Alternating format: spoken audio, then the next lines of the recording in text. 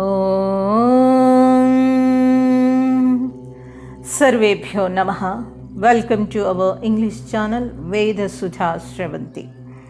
Light of Truth Satyat Prakash, the famous book written by Prakash Dayanand Saraswati.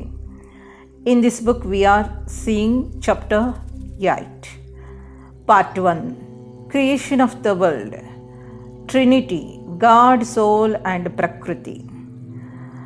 In this chapter, the author has dealt with the creation, substance and dissolution of the universe.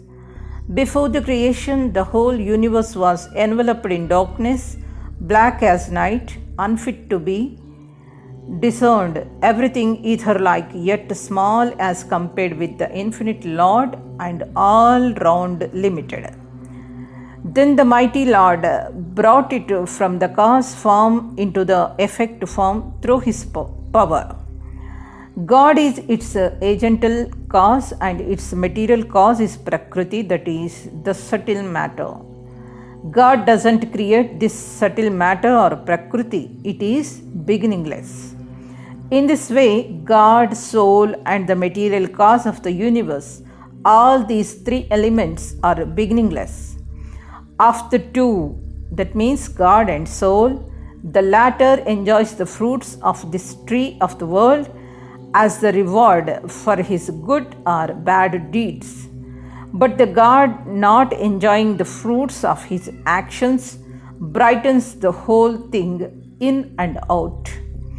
God is distinct from soul, the soul is distinct from God, and the Prakriti is distinct from both of them.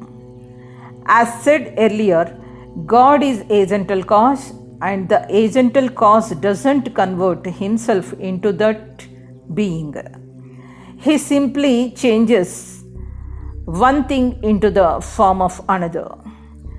The material cause is that without which the thing cannot be made, which itself is transformed into that thing and is dissolved again. The soul also is agental cause in an ordinary sense. It takes the articles out of God's creation and fashions them into other forms. The Prakriti consists of items or material for the creation of the world.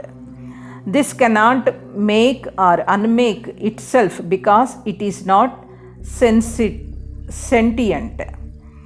It is made if someone makes it and is unmade if someone unmakes it.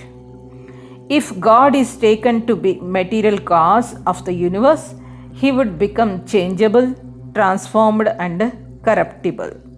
The qualities of the material cause persist in the effect too.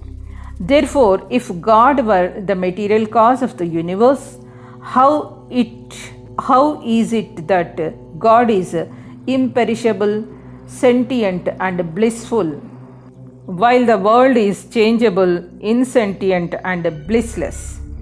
God is invisible when the world is visible. God is invisible when the world is divisible.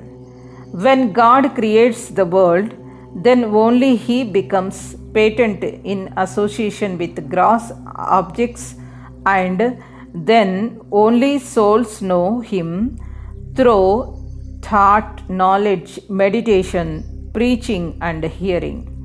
When dissolution takes place, none knows him except emancipated souls and himself. Just as seeing is the natural function of the eye, similarly, it is the natural function of God to do good to souls by granting them innumerable objects by creating this world. Had he not created this one, the souls would never have the pleasure and happiness what they have now. In the state of dissolution, they lie unconscious as in sound sleep. Though God is formless, he created this world with his power, just like energy moves a machine. God is finer than the subtle matter and pervades it. He can take it into his grip and transform it into the universe. The God makes the universe of the same type in all cycles. The Word was in the past as it is now, and so shall it be in future also, because his actions being infallible and always of the same kind. Om Swasti.